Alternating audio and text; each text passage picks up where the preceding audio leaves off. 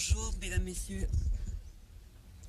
Très heureuse de vous accueillir dans cette maison, dans cet auditorium de la Cité des Sciences, un des lieux de l'établissement Univers Sciences, pour accueillir, dans le cadre des entretiens Univers Sciences, quelqu'un pour qui on a tous une immense admiration et puis un immense plaisir à pénétrer avec lui dans des secrets formidables. J'ai le grand plaisir de pouvoir donc vous proposer de suivre ces entretiens avec Georges Smoot, que j'ai eu le bonheur de rencontrer il y a quelques mois dans un dîner auprès de la ministre de la Recherche, et Georges avait très envie de, très vite, en arrivant à Paris dans ce travail, de pouvoir transmettre, partager, et il s'est aussi beaucoup rapproché de la maison, aussi bien ici, puisqu'on aura cette chance de l'écouter ce matin, que du Palais de la Découverte, où on est en train de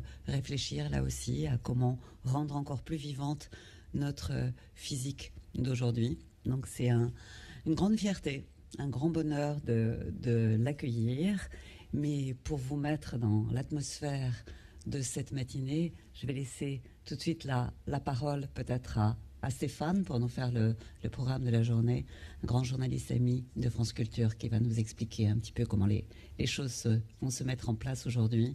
Et merci à vous tous d'être venus écouter Georges Smoot. Un grand plaisir, une grande fierté de l'accueillir. Merci et très belle matinée à vous tous.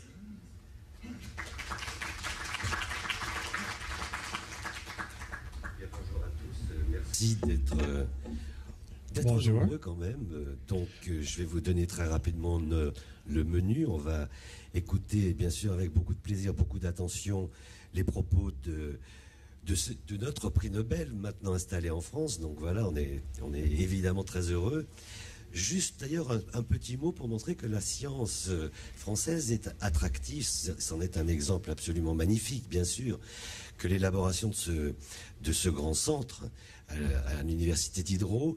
Mais je rappelle que, et d'ailleurs concernant Berkeley, il y a un certain nombre de très grands scientifiques. Ils se retrouvent dans ce qu'on peut appeler le petit Princeton français, qui est donc l'IHES, où on rencontre plusieurs médailles Fields ou de très grands mathématiciens comme Mishka Gromov, prix Abel de mathématiques, dans le cas de Maxime Kontsevitz, qui avait été nommé professeur à Berkeley. Ça ne lui a pas plu.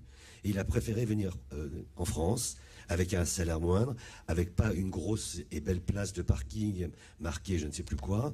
Et donc, il arrive encore que donc des gens choisissent notre pays pour développer leurs recherches et leurs talents. Donc voilà, le menu est simple. On va écouter tout de suite Georges Smoot qui va donc avoir un propos qui va rouler bien sûr sur la cosmologie. Et à l'issue de ça, tout de suite, après, je solliciterai les réactions de Pierre Binetruy. Est-il besoin que je vous le présente? Vous arrivez peut-être à lire, en tout cas sur le panneau qui ils sont. Et puis Marc Lachiaiseray, donc. Et puis on va rouler de cette façon, la plus naturelle, voilà. Et on prendra bien sûr vos questions à l'issue de ça, voilà. Merci en tout cas et très bonne matinée à vous.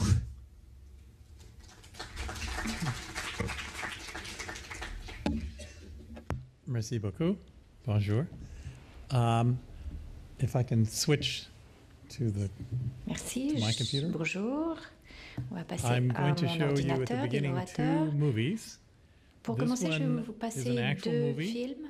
It's Le premier a est un scene film de from the movie cinéma, Contact, which qui was un released in film qui s'appelait 1997. Contact, qui est And sorti in this, Jodie en Foster 97, has un gotten film signals avec from Jodie aliens, Foster and they have built a qui machine, and est she en gets contact chosen avec des eventually extraterrestres to qui travel ont to construit meet une the aliens. machine, And so et this donc is her elle trip. voyage, se déplace pour rencontrer ces extraterrestres. Donc voilà son voyage intergalactique. I'll turn off the sound. That's one of the things Hollywood got wrong. It was that they were trying to send out radio signals. Donc les extraterrestres essayaient d'envoyer des signaux radio pour voir où elle avait voyagé. Elle s'éloignait de la Terre, elle passait Mars donc. Through the asteroid belt. La ceinture d'astéroïdes ensuite qu'elle traverse. now past Jupiter. That was one Elle of the passe moons of Jupiter. Jupiter, une des lunes de Jupiter. Saturne, ensuite, en 1997, bien entendu, on avait déjà beaucoup de connaissances sur les planètes. Il y a eu des images, des sondes qui ont été lancées, mais on n'avait pas tellement de connaissances sur les étoiles. Ici, les anneaux de Saturne.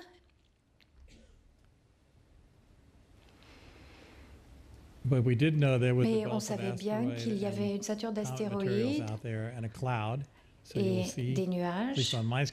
Donc vous allez voir. Je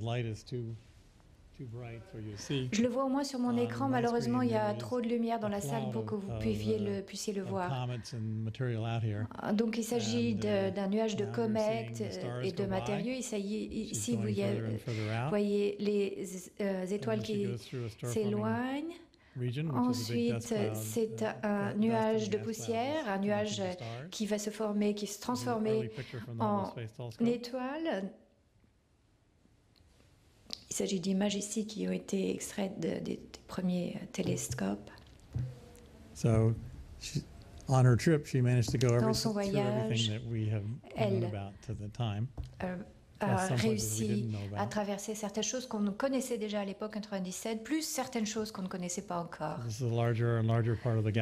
Voilà la galaxie qui s'éloigne, donc on en voit de plus en plus. Vous voyez que cette galaxie est pleine de poussière et d'étoiles.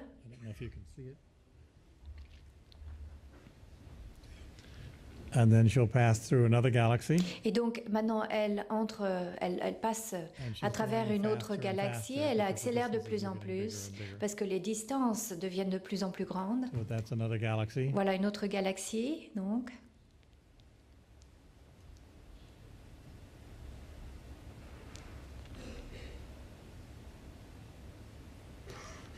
So now the galaxies are going by at a blur. Et maintenant, elle traverse une zone peu claire, floue, et tout d'un coup, elle est dans une salle qui se reflète dans son œil. Je ne sais pas si vous le voyez dans la salle.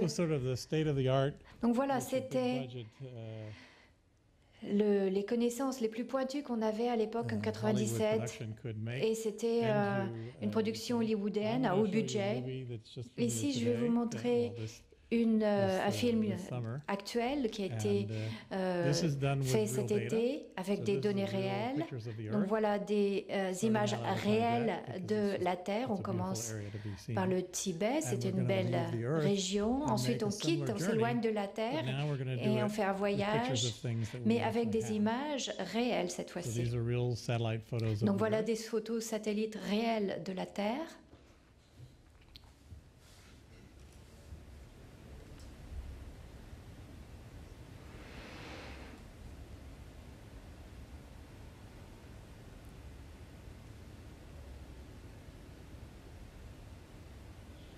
You see stars. Vous voyez ici des étoiles. La chose que vous allez voir ensuite, ce sont les orbites des satellites artificiels autour de la Terre. And you see many near-Earth satellites, and then there's il y a beaucoup de satellites in geosynchronous orbit, the communication satellites. And you'll see a few Russian satellites in very high orbit as we go out. Vous allez voir des satellites en orbite géostationnaire ici sur cette ligne, et ensuite des satellites russes en orbite très élevée. So you can see the geosynchronous and voilà l'orbite géostationnaire, et plus à l'extérieur les satellites russes. Voilà l'orbite de la Lune. And now the Earth's orbit. Ensuite, l'orbite de la Terre.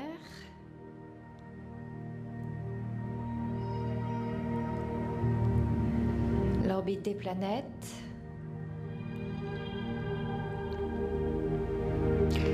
Notre système solaire. Les constellations zodiacales. Switched over, so the sun is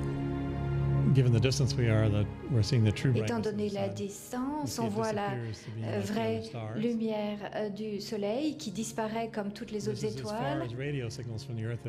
Voilà, c'est la limite de la distance qu'on peut atteindre avec les signaux radio de la Terre. Et voilà notre galaxie. Et même 70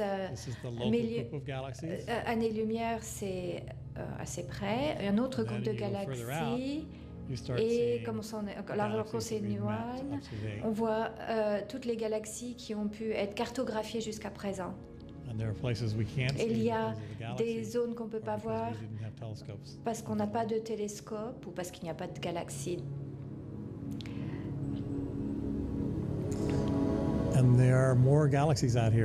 Ici, il y a plus de galaxies que ce qu'on peut voir.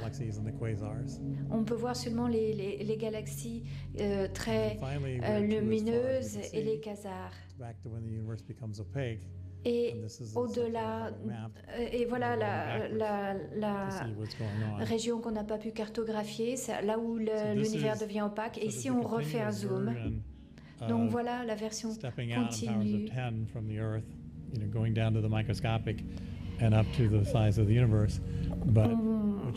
On s'éloigne puis on se rapproche et on peut se rendre compte que les petits points en fait sont des galaxies. Voilà notre système solaire et on peut se rendre compte combien de galaxies il y a, combien de systèmes solaires il y a dans l'univers.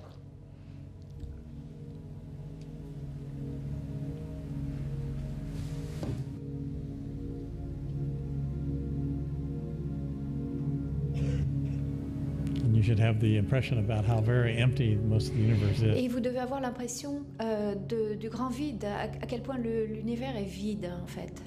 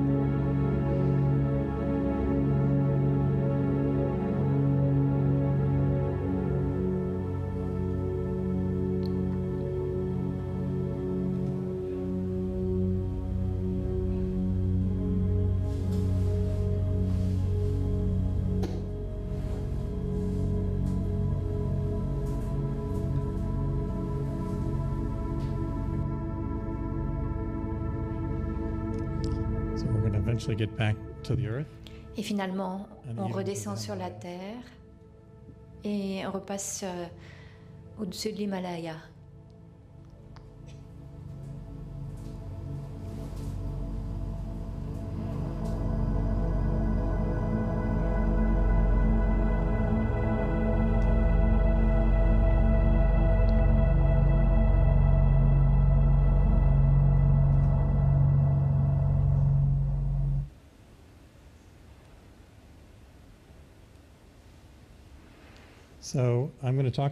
Maintenant, je vais vous parler de la façon dont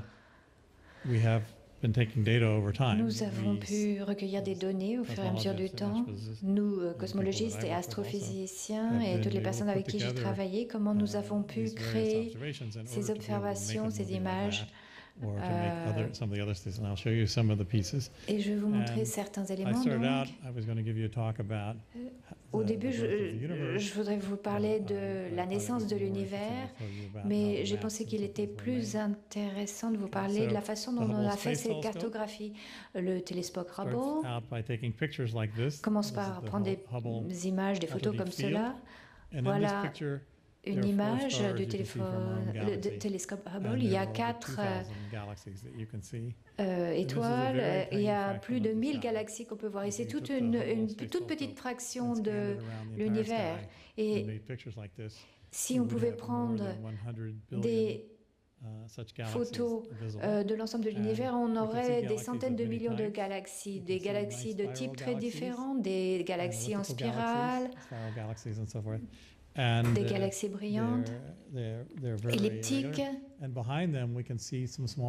Et il y a des galaxies plus loin, bleues. Le fait qu'elles sont bleues signifie qu'elles sont... c'est une surprise, elles sont plus petites parce qu'elles sont distantes. Ça veut dire qu'elles sont bleues et plus chaudes que ce à quoi on pourrait s'attendre. Elles s'éloignent, mais elles ne sont pas aussi froides qu'on pourrait s'y attendre. En fonction de la taille des galaxies qu'on voit, on peut commencer à faire une cartographie et calculer la distance par rapport à la Terre. Et l'univers est tellement grand qu'on ne peut pas prendre des échantillons. On peut prendre des échantillons de l'univers et en remontant, en observant l'univers, on revient en arrière. Pour aller jusqu'à Jupiter, il y a 40 distances de 40 minutes. Mais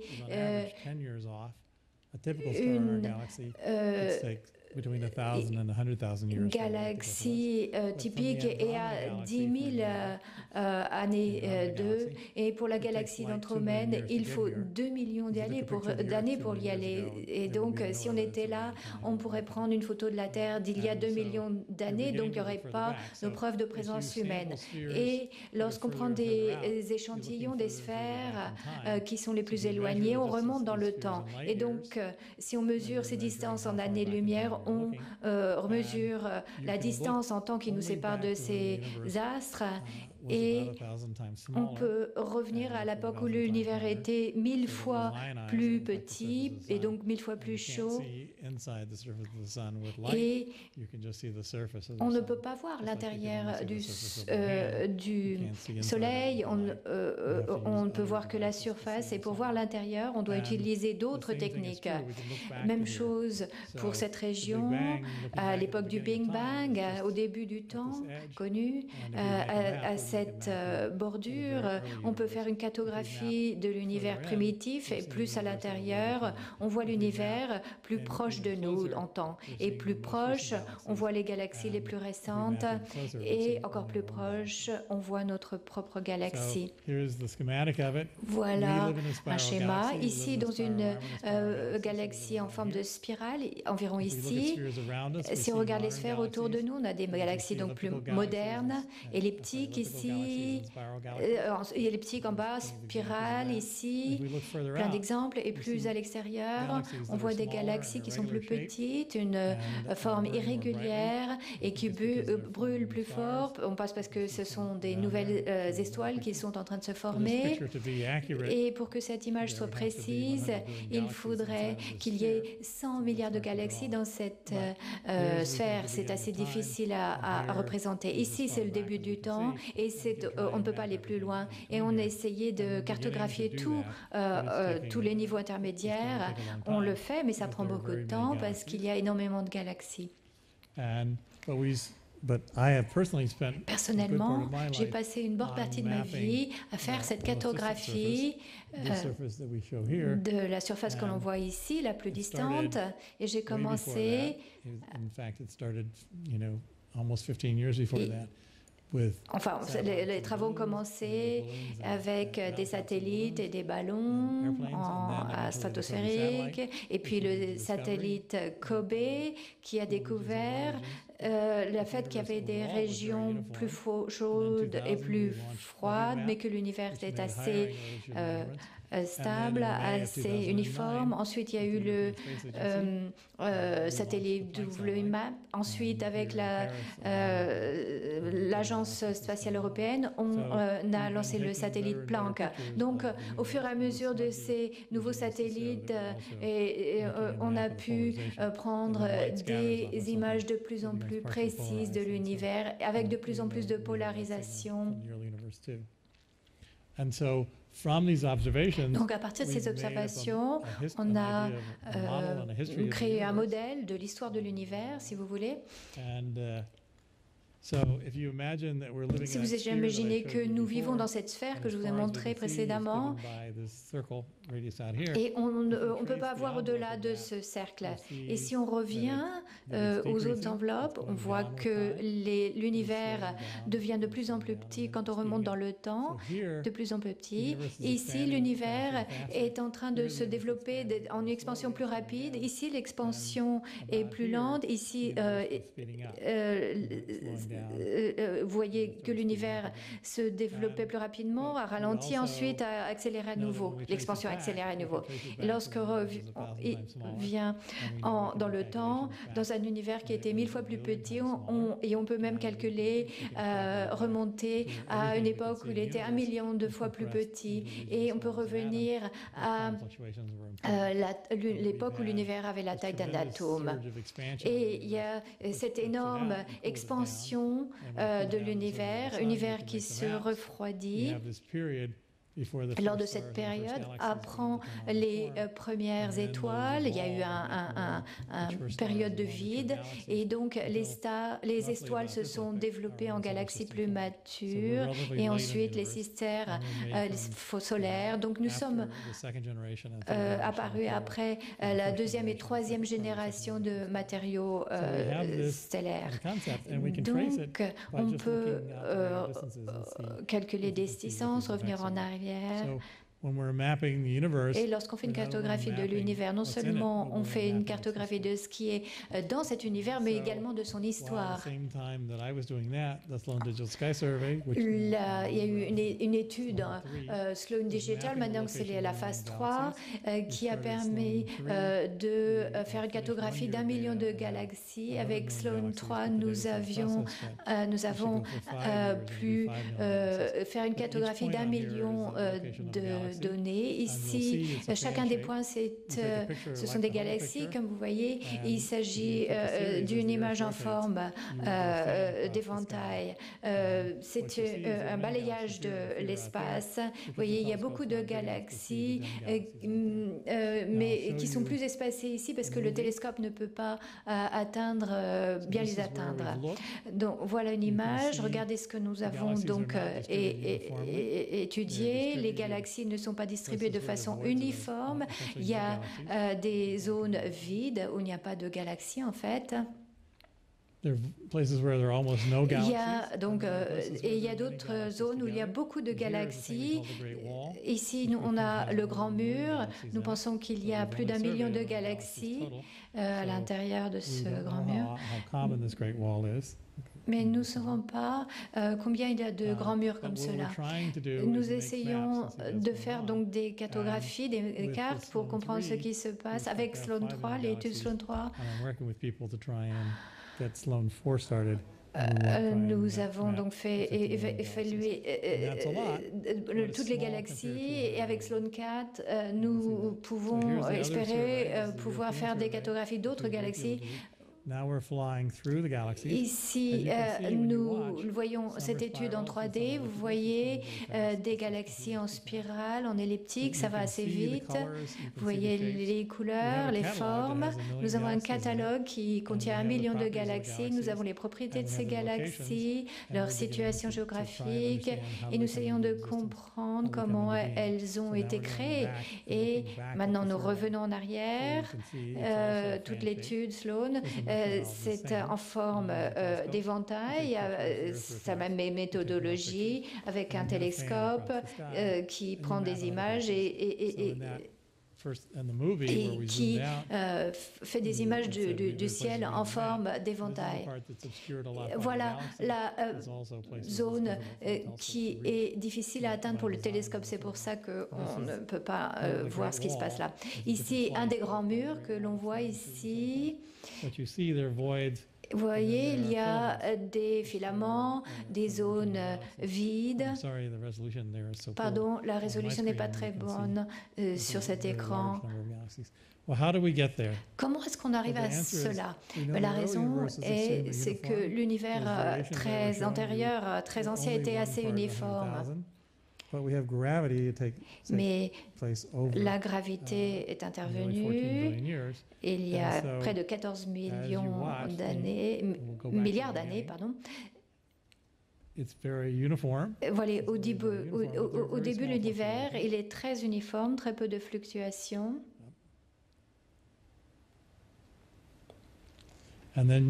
Et ensuite, vous avez des galaxies, des étoiles qui se forment avec des pointes, et ensuite ils se réunissent en filaments.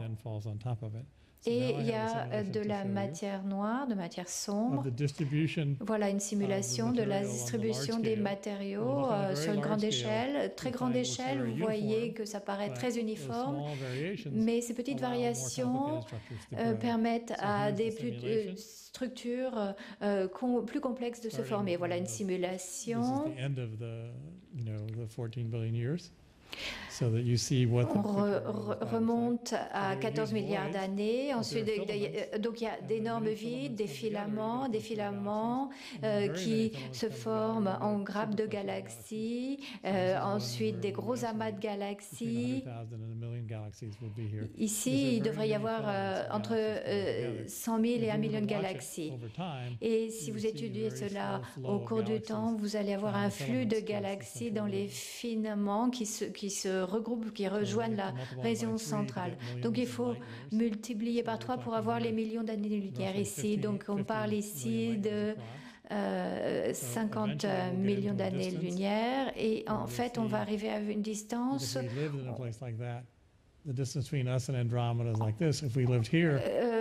Si on habitait là, on verrait toutes les galaxies autour dans le monde, dans le ciel. Donc, lorsque vous voyez en zoom, vous voyez les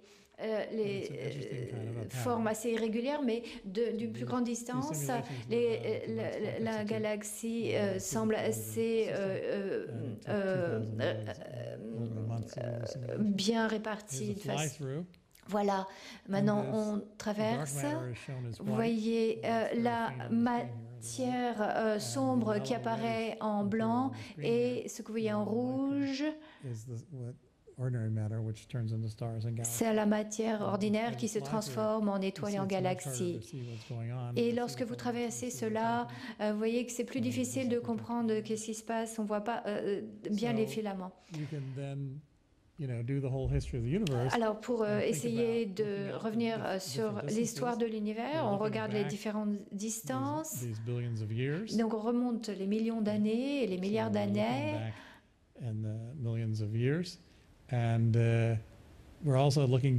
Donc, on remonte les milliards d'années, on remonte à la période où l'univers était beaucoup plus petit, il était très chaud et uniforme. Ensuite, des structures se sont formées et ça devient de moins en moins linéaire avec des... Alors, vous voyez ici, l'univers est très lisse, il y a des petits points qui se forment, qui se connectent, et ensuite, vous voyez les filaments plus en détail, et ici, vous voyez qu'il y a des structures très bien marquées.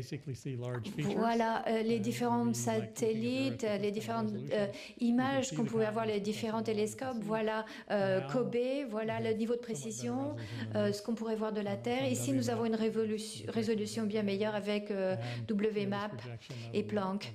Et voilà la résolution qu'on peut avoir de la Terre. Et il y a une différence entre l'apparence de la Terre et l'apparence de l'univers. La Terre a des éléments très importants. Il y a des éléments importants également dans l'univers, des points bleus, des points rouges, mais les plus petits points ne sont pas alignés. Alors que ici, vous voyez les lignes des continents de façon très précise. Donc ça signifie que les petits points ne sont pas alignés.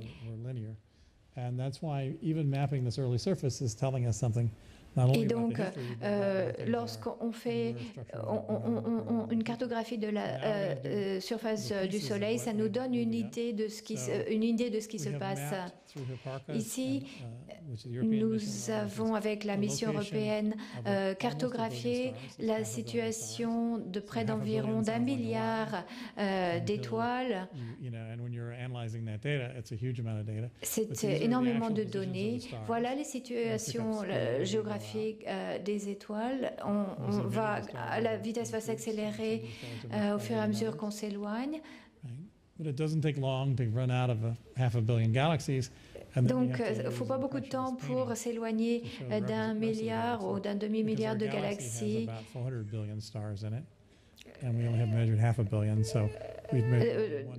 Dans notre galaxie, il y a énormément d'étoiles. Voilà notre galaxie.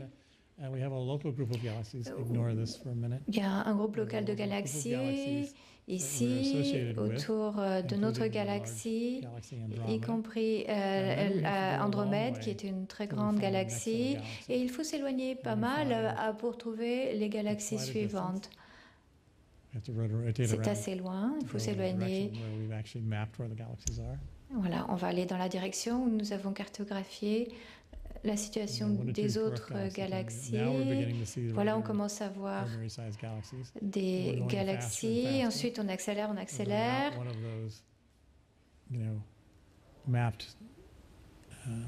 On traverse ces régions en éventail et vous voyez plein d'objets en rouge. Il s'agit de quasars et des galaxies très lumineuses qu'on peut voir bien de très loin. Voilà, ça vous donne une idée de ce qu'on a pu cartographier. Voilà comment cette cartographie a été effectuée. Et voilà, on va s'éloigner aussi loin que possible. Donc vous allez voir tout ce que nous avons pu cartographier.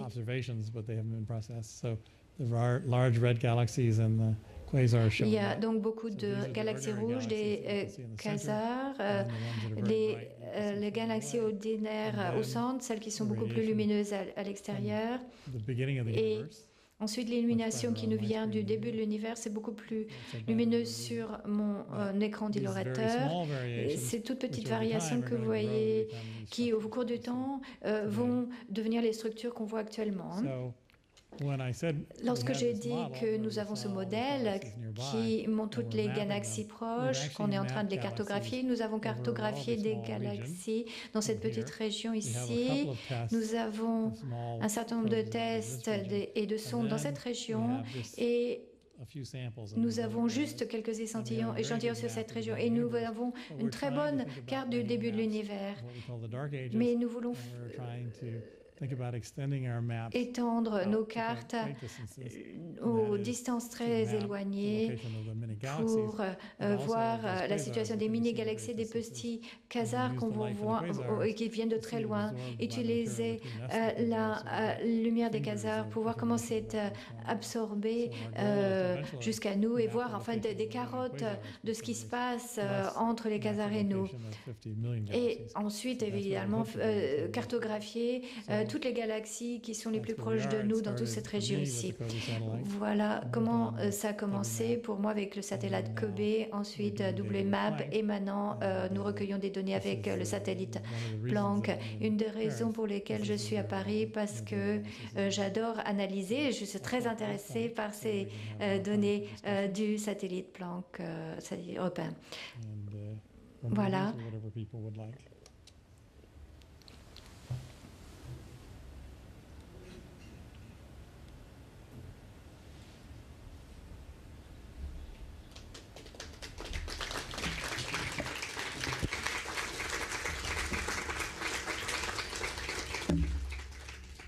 Do you want to organize us to go to there? On va pouvoir passer à la discussion. Pouvons-nous aller là, suggère l'orateur.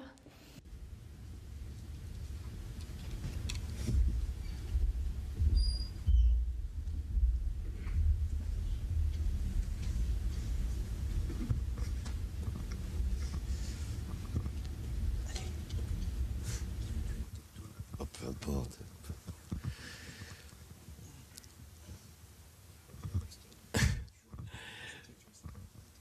Mais d'abord, merci pour ce film.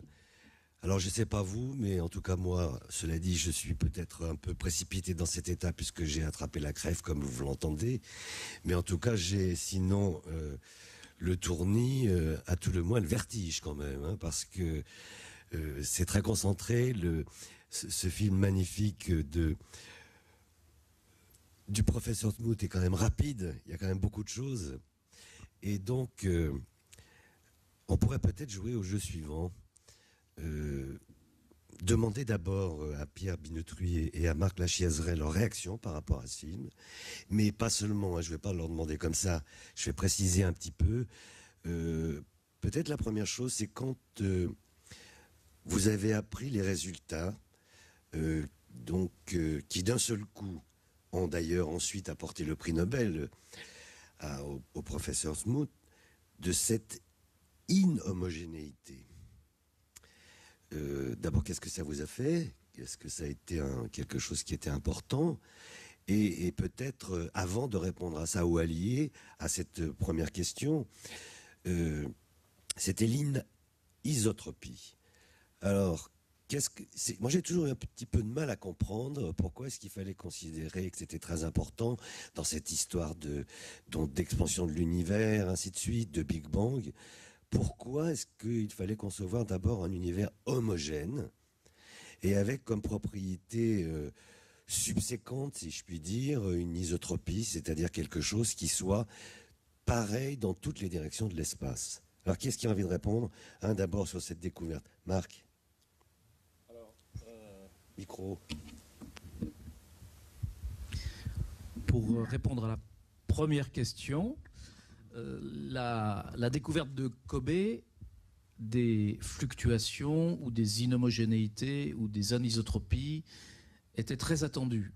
Parce que, comme tu viens de le dire Stéphane, c'est vrai que les modèles de Big Bang reposent sur l'affirmation que l'univers est très homogène. Donc c'est ce qu'on appelle le principe cosmologique, puisque ce n'est pas quelque chose qu'on peut vraiment démontrer, mais c'est une sorte d'hypothèse que l'on fait, d'hypothèse de travail, à partir de laquelle on construit nos modèles cosmologiques, en particulier les modèles de Big Bang, et ensuite on vérifie en regardant le fond diffus cosmologique, en regardant la distribution des galaxies, si cette hypothèse est correcte, et jusqu'à aujourd'hui, tout ce qu'on a observé le confirme. Donc, si l'univers est homogène, il l'était sans doute d'une manière presque parfaite, parce que c'est jamais tout à fait parfait en physique, dans le passé, c'est-à-dire au moment où ce fameux rayonnement a été engendré, ce rayonnement qu'on voit sous la forme de cette grande surface, auquel les astrophysiciens donnent le nom de surface de dernière diffusion.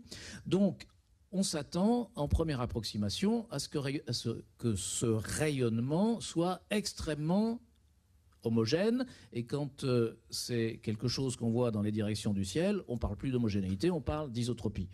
Donc en fait, l'isotropie de ce rayonnement confirme l'homogénéité de l'univers à l'époque où ce rayonnement a été mis. Autrement dit, cette isotropie est un signe de l'homogénéité de l'univers qui est une base de nos modèles, donc on est content. Et ça, on dirait, c'est un peu l'ordre zéro. Comme quand on regarde la Terre d'un peu loin, comme on l'a vu là, la Terre, c'est une sphère homogène. On ne voit pas les montagnes, on ne voit pas les vallées. Donc on va dire, en première approximation, la Terre est une sphère. Et quand on regarde avec un peu plus de détails, on voit que cette sphère de la Terre, elle n'est pas tout à fait homogène. Il y a des montagnes, il y a des vallées, on les voit quand on se rapproche. Et quand on fait de la cosmologie, l'univers, il n'est pas tout à fait homogène. Et on le sait bien, parce qu'il y a des étoiles, il y a des galaxies, il y a des planètes qui sont des petits écarts à cette homogénéité. Et s'il y a des écarts à l'homogénéité que l'on appelle inhomogénéité aujourd'hui, forcément, il y en avait dans le passé. Et il se trouve que par l'effet de la gravitation, et on appelle ça l'instabilité gravitationnelle, par l'effet de la gravitation, ces inhomogénéités s'amplifient. Donc, depuis l'époque où le rayonnement a été engendré, c'est-à-dire il y a à peu près 13 milliards d'années, en termes grossiers, jusqu'à aujourd'hui, les fluctuations se sont amplifiées. Aujourd'hui, elles sont assez fortes. Galaxies, tout ce que vous avez vu, c'est vraiment une fluctuation très forte. Donc, à l'époque, elles étaient très faibles. Et quand on avait fait les premiers calculs, disons, il y a 30 ans, 40 ans, on s'attendait à observer que ces fluctuations étaient d'un niveau peut-être en intensité relative de 1 millième ou 1/10 millième. Et donc, on était très excités parce que depuis les années 1960, on avait observé ce rayonnement, on l'avait observé de plusieurs manières depuis, on avait confirmé son homogénéité, et puis, au fur et à mesure que les instruments devenaient plus sensibles, on espérait commencer à détecter ces inhomogénéités, ces fluctuations, puisque c'était la confirmation de la cosmologie, puisque pour que les galaxies aient pu se former beaucoup plus tard, il fallait qu'à l'époque, il y ait déjà des petites fluctuations. Et à l'époque, les premiers modèles qu'on avait, qui étaient un peu grossiers, prédisaient un niveau de 1 millième. Et puis, quand on a eu la résolution suffisante pour 1 millième, on ne les a pas vus. On a été un peu plus loin, on ne les a toujours pas vus. Donc il y avait une espèce d'inquiétude, je dirais, dans la communauté scientifique. Et puis enfin, il y a eu COBE, et COBE a permis de détecter ces fluctuations. Donc à un niveau un peu plus faible que ce que l'on attendait. Donc les premiers modèles qui avaient été faits ont été plus ou moins abandonnés et modifiés pour arriver à un scénario, non pas un scénario cosmologique d'évolution globale, ça c'est le scénario du Big Bang, c'est toujours dans ce cadre-là qu'on travaille, mais un scénario un petit peu plus précis de la manière dont se sont formées les galaxies, ou autrement dit, dont ont évolué ces fameuses fluctuations, puisqu'on voit la trace des fluctuations il y a 13 milliards d'années, on la voit aujourd'hui sous forme des galaxies, donc tout ça nous donne des contraintes sur la manière dont ça a évolué, et ça a débouché sur ce qu'on appelle les scénarios de formation des galaxies, qu'on appelle souvent lambda CDM, c'est de l'anglais, lambda ça veut dire la constante cosmologique, et CDM ça veut dire cold dark matter, parce que on suppose que dans l'univers, il y a beaucoup de matière froide, froide c'est un terme assez technique, peut-être Pierre va en parler dans un moment, et donc le scénario de formation des galaxies dépend évidemment de la gravitation, parce que la gravitation est le moteur qui va former ça, et la gravitation elle-même dépend de la quantité et de la nature de la matière qu'il y a dans l'univers, puisque c'est la matière qui exerce une attraction gravitationnelle. Pierre. Oui, peut-être. Il faut peut-être qu'on redéfinisse bien les termes pour que tout le monde, parce qu'on parle d'homogénéité, d'isotropie, et on l'utilise d'une façon technique. Donc, homogène, ça veut dire simplement que les propriétés sont les mêmes en tout point. Isotrope, c'est-à-dire qu'elles sont les mêmes dans toutes les directions. Et donc, effectivement, avoir un univers homogène isotrope, donc être les mêmes propriétés dans. Alors, évidemment, on sait qu'il faut enlever quelques détails. Vous enlevez la Terre, vous enlevez les galaxies, etc. Mais dans ces plus grandes dimensions, dire que l'univers est homogène isotrope, ça veut dire qu'il a les mêmes propriétés dans tous les points et dans toutes les directions. Donc, quelque part, ça veut dire que l'univers, dans ses plus grandes dimensions, est un objet simple. Et je crois que c'est ça, ce qu'il y a derrière l'homogénéité et l'isotropie et qui nous passionne tous, c'est de se dire, ben voilà, si c'est un objet simple, parce qu'il a les mêmes propriétés partout, on va pouvoir le comprendre. Je crois que c'est ça. Et évidemment, on cherche le défaut dans la cuirasse, donc on va chercher là où il n'est pas aussi simple. Et donc, ce sont les anisotropies. Donc, je crois que c'est pour ça que ça nous concerne autant. C'est parce que un univers homogène et isotrope, ça veut dire que c'est quelque chose qu'on va éventuellement pouvoir décrire de façon simple, et ça veut dire que l'univers, au moins dans ces époques les plus reculées, était le plus simple. Et Stéphane nous parlait un peu de la réaction par rapport à la présentation de George. Moi, je me faisais la réflexion en écoutant George de me dire qu'on a une chance fabuleuse, c'est que la vitesse de la lumière est finie. La vitesse de la lumière est finie, donc ça veut dire que pour que la lumière nous vienne d'objets très éloignés, elle met du temps. Et donc quand on regarde le ciel, on ne voit pas l'univers maintenant, mais on voit l'univers et son histoire. Et je trouve ça absolument fabuleux que grâce au fait que la vitesse de la lumière est finie, que finalement quand vous regardez le ciel,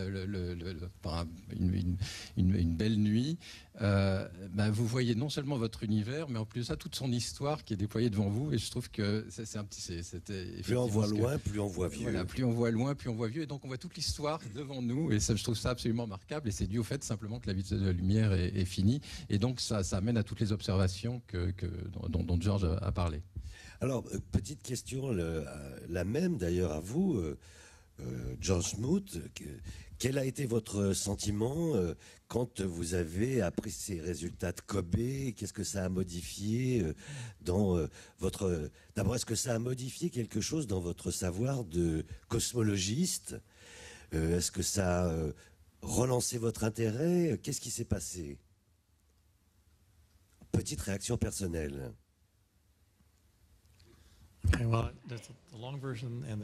Il y a une version courte et une version longue. J'ai commencé en utilisant les données sur le Big Bang pour comprendre les propriétés de grande échelle de l'univers. Et je savais qu'il y avait des galaxies, on attendait des signaux venant des galaxies. C'était une partie sur 10 000 à l'époque et on pensait qu'il y aurait juste des petits points et qu'on pourrait encore voir bien un univers assez lisse. Et j'ai commencé à faire des mesures. Une partie sur 1000, ensuite des expériences avec des ballons. Et on s'est rendu compte que l'univers n'était pas en rotation, mais se développait dans toutes les directions. Et ensuite, on se demandait pourquoi les galaxies venaient. On a vu qu'il y avait des galaxies et qu'il y avait des amas de galaxies, des plus grandes, des plus petites. On a commencé à découvrir les grands murs dont je vous parlais précédemment. Donc, non seulement on avait des galaxies, des petits points, mais également des grandes structures de galaxies.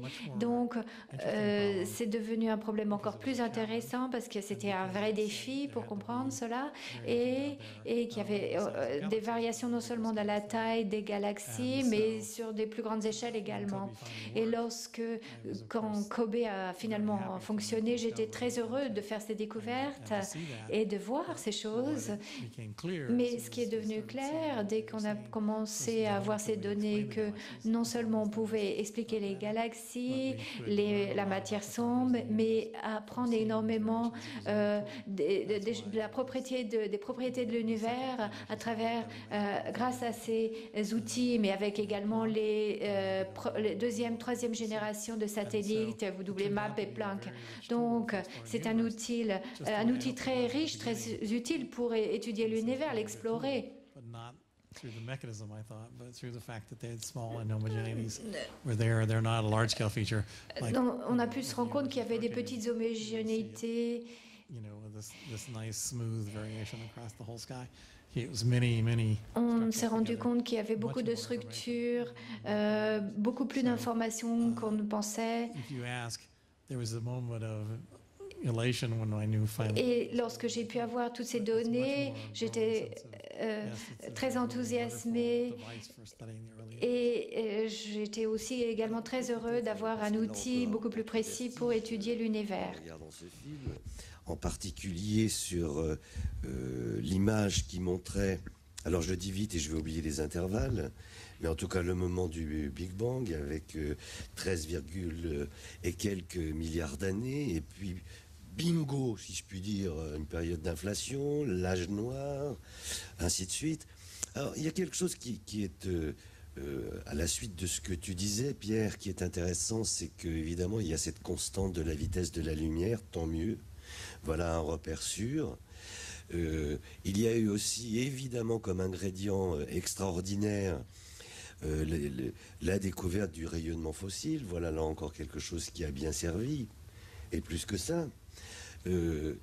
Mais maintenant, simplement reprenant les termes, inflation, ainsi de suite, oui, il y a à l'université d'Hydro ce grand centre de cosmologie, 200 personnes, c'est bien ça. Et alors, dans le panorama, évidemment, il y a un certain nombre de choses pendantes. Alors, au hasard, allez, pas franchement au hasard, mais jusqu'ici, il y avait quelque chose aussi qui était pas mal. Là encore, dans les paramètres rassurants, c'était la constante de Hubble. L'univers est en expansion. Il a une expansion qui apparaît comme uniforme. Là encore, ça s'éloigne gentiment, ça explose à son rythme. Et puis, ben voilà que ça marche plus très très bien. et puis que, alors nous qui suivons tout petit amateur éclairé, on commence à être de plus en plus troublé parce qu'il y a des objets exotiques qui en est très très loin, donc de la constante de Hubble, du rayonnement fossile à 3 degrés K. Vous choisissez, hein, mais si par exemple je dis est-ce que il est absolument essentiel d'arriver à élaborer une théorie des cordes, je pèse le mot, tu es un cordiste, on peut dire que tu es un cordiste, c'est comme ça qu'il s'appelle, et plus encore un braniste. Bran, il va expliquer peut-être d'un mot, mais en tout cas voilà, donc des inventions théoriques, ou en tout cas des hypothèses ou des concepts théoriques nouveaux pour avancer à comprendre l'univers.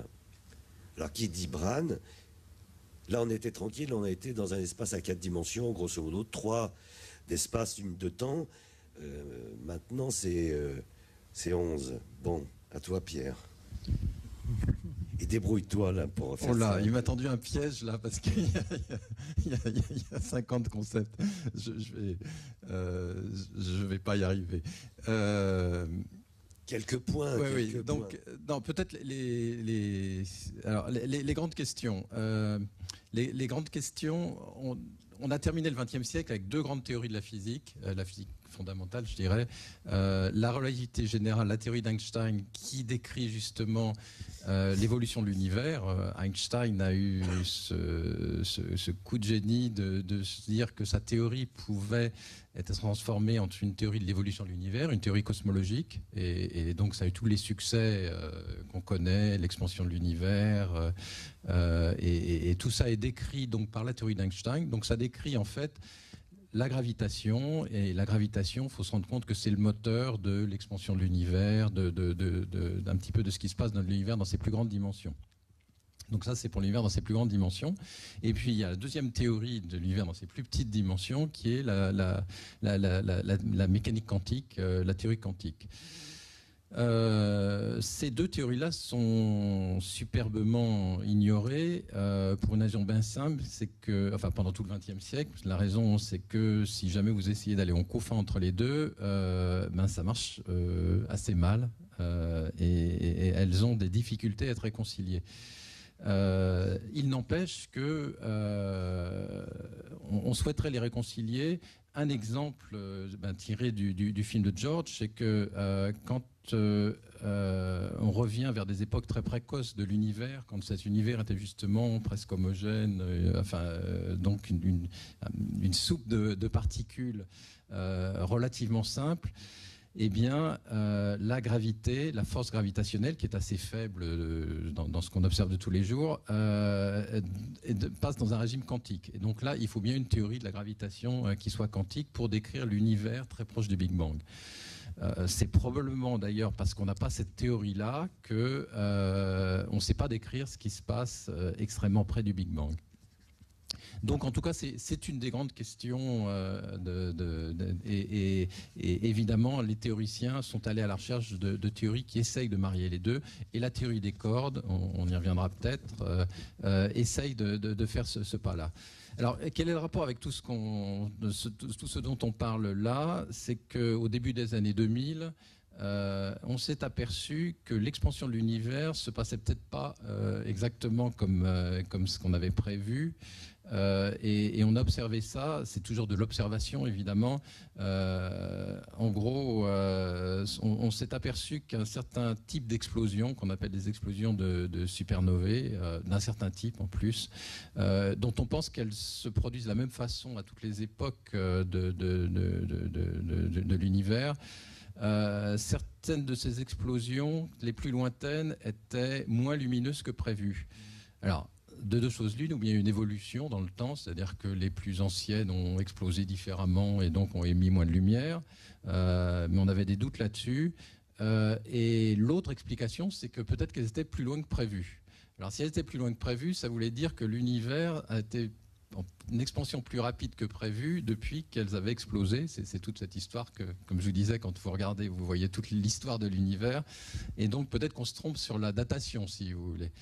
Et donc la conclusion a été, et ça a été d'ailleurs découvert en particulier à Berkeley par des collègues de George, la conclusion a été que l'expansion de l'univers était en accélération. Aïe. Et donc il a fallu essayer de comprendre ça. Quel pouvait être le moteur de cette accélération? Voilà. Donc une nouvelle forme d'énergie et éventuellement, et donc je vais raccourcir là et puis on reviendra sur, mais pour boucler la boucle si vous voulez, ça pouvait être ce qu'on appelle l'énergie du vide. Alors le vide, c'est une notion dont vous avez tous l'habitude. En gros, le vide, c'est ce qui reste quand vous avez tout enlevé. Donc a priori, la réponse naïve va être de dire il reste rien. En fait, c'est pas tout à fait vrai si vous êtes dans le cas de la mécanique quantique, parce que la mécanique quantique, donc la physique de l'infiniment petit, nous a appris qu'il y a toujours des fluctuations qui n'arrêtent pas en permanence, ça bouillonne le vide. Donc même quand vous enlevez tout, ça continue à fluctuer. Il y a des particules, des antiparticules qui sont créées, qui sont annihilées, etc. Parle plus face au micro, s'il te plaît. Oui, et donc ces fluctuations-là ont une certaine énergie qu'on appelle l'énergie du vide. Et peut-être que cette énergie du vide, c'était justement ça qui était responsable de l'expansion de l'univers. Et donc vous voyez que d'un seul coup, je parle mécanique quantique et je parle expansion de l'univers, donc gravitation. Et donc d'un seul coup, on se retrouve au cœur de cette question qui pour l'instant est, à mon avis, la grande question de la physique fondamentale, c'est comment marier ces deux théories. Alors il y a cette histoire, donc encore une fois, d'énergie noire. Marc, oui. L'énergie noire, alors c'est quelque chose. Après, je vous poserai évidemment la question, George Smoot. Mais là, alors, Marc. Comme l'a dit Pierre, effectivement, on a eu cette découverte à la fin du XXe siècle que l'expansion de l'univers s'accélère. Et puis il y a d'autres indices aussi liés aux estimations de l'âge de l'univers, à la formation des galaxies, qui suggèrent la même chose. Donc on est assez bien convaincu que cette expansion s'accélère effectivement. Mais par ailleurs, l'univers exerce sur lui-même sa propre attraction gravitationnelle. Autrement dit, l'univers est rempli d'étoiles, de galaxies, tout ça c'est de la matière. La matière exerce une attraction gravitationnelle. Donc la gravitation est attractive, donc on s'attendait à ce que l'univers exerce sur lui-même une attraction, et si l'univers est en expansion, on se rend bien compte qu'une attraction, ça doit ralentir l'expansion, décélérer. Autrement dit, a priori, on se serait attendu à ce que l'expansion, non pas s'accélère, mais se ralentisse, se décélère. Donc, surprise, enfin, c'est une surprise qui avait été quand même anticipée, on observe qu'elle s'accélère et on cherche la réponse à cette question. Et en gros, il y a trois manières de réagir. La première, c'est de dire que simplement, on a peut-être mal analysé les choses, on cherche à les réanalyser et peut-être qu'on s'apercevra que tout ça n'est pas si grave. Donc il y a effectivement des physiciens encore qui travaillent dans cette voie. La deuxième chose, c'est celle qu'a évoquée Pierre, c'est se dire il y a une nouvelle forme de matière qui exerce une attraction gravitationnelle non pas attractive, mais répulsive. Alors, évidemment, on n'a pas l'habitude de rencontrer ça, et c'est ce qu'on appelle très globalement l'énergie sombre ou l'énergie noire. Et une possibilité pour cette énergie sombre ou cette énergie noire, c'est ce qu'on appelle l'énergie du vide en physique quantique, dont a parlé Pierre. Et puis, il y a aussi une autre possibilité, qui serait que la théorie de la gravitation que nous appliquons pour étudier l'univers, à savoir la relativité générale, n'est peut-être pas tout à fait la bonne. Alors cette théorie, on sait qu'elle a été extrêmement bien confirmée à l'échelle du système solaire, à l'échelle de certains objets qu'on appelle le pulsar binaire, mais est-ce qu'elle est confirmée à l'échelle de la cosmologie ? Quand on regarde les confirmations possibles, on s'aperçoit que justement, peut-être le fait qu'on ait l'impression que l'univers s'accélère est un signe que cette théorie n'est pas la bonne et que peut-être il faut la modifier. Alors, modifier la relativité générale, il se trouve qu'il y a une modification qui marche très très bien, c'est prendre la version de la relativité générale avec une constante cosmologique. C'est ce qu'avait déjà suggéré Einstein pour d'autres raisons au début. Ensuite, on a rejeté cette constante.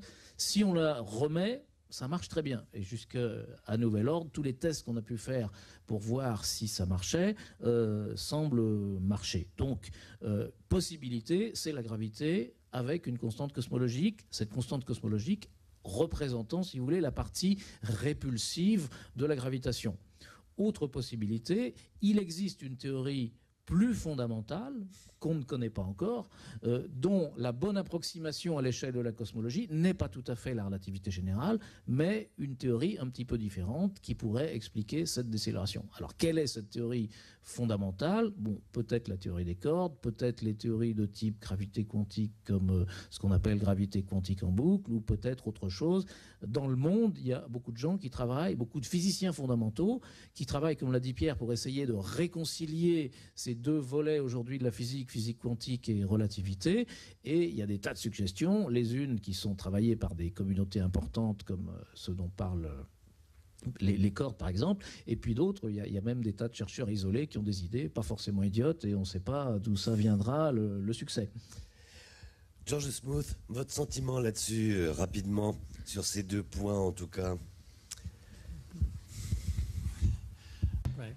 So, I've been focusing on thinking about j'ai essayé de me concentrer sur ce qu'on a réellement observé, et on a vraiment observé que l'univers accélère, l'expansion s'accélère, et on a observé qu'il faut cette matière sombre pour faire des galaxies et des grappes de galaxies. Et comment ça se manifeste? Ça se manifeste à travers les faits gravitationnels. Et c'est la seule force qui a suffisamment d'impact. Et peut-être que c'est comme l'électricité, une force qui a des aspects positifs et négatifs. Donc, et ajouter un élément supplémentaire à la gravité, c'est-à-dire l'aspect répulsif, c'est intéressant, ça équilibre les choses. Et il y a des personnes qui ont été vraiment perturbées et ont essayé de trouver des théories qui modifient la gravité, mais en fait, c'est beaucoup plus difficile à faire que l'on pourrait le croire, parce qu'on a des données bien stables sur les systèmes solaires, et on arrive à des discussions.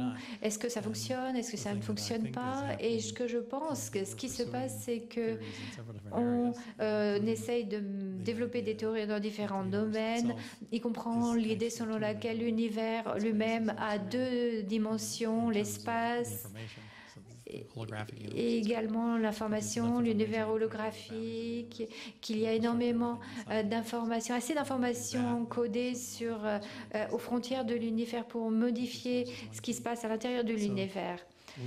Donc, on a plein d'idées.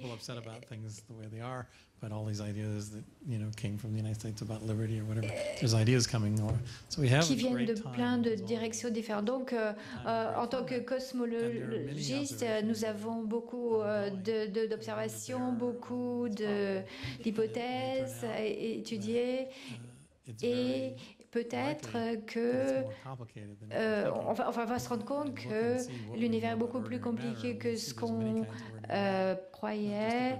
Par exemple, si on prend la matière ordinaire, il y a plein de types différents de matière ordinaire. Si on a une matière sombre, il y a certainement plusieurs formes de matière sombre. Et si on a une énergie sombre, est-ce que c'est juste une nouvelle force ou autre chose? Donc, nous sommes à une période de révolution actuellement, et la raison pour laquelle nous avons tellement d'idées, de théories, et pourquoi c'est tellement intéressant, c'est qu'on a des données bien meilleures, de plus en plus, et au vu de ces discussions, on n'essaie pas de changer ce qui se passe dans l'univers actuel. En fait, on a une idée de ce qui se passe. On peut calculer ce qui se passe, mais on se pose des questions sur les détails, et également on se pose des questions sur ce qui s'est passé au tout début de l'univers. Donc c'est une période très intéressante en cosmologie, parce qu'on a des données venant des diverses observations, on a des données, on a des personnes très intelligentes qui essayent de retirer des théories. Et pour moi, c'est vraiment très très intéressant et très amusant. Là, je me fais l'écho aussi d'une réflexion qui est d'ordre extrêmement général. que je vais t'adresser, Pierre, d'abord, et qui est la suivante, c'est que on comprend bien que, en particulier avec un appareil comme Planck, il y a un progrès absolument continu et très tendu grâce à ces moyens d'observation perfectionnés. Donc très bien, l'observation s'enrichit tout le temps.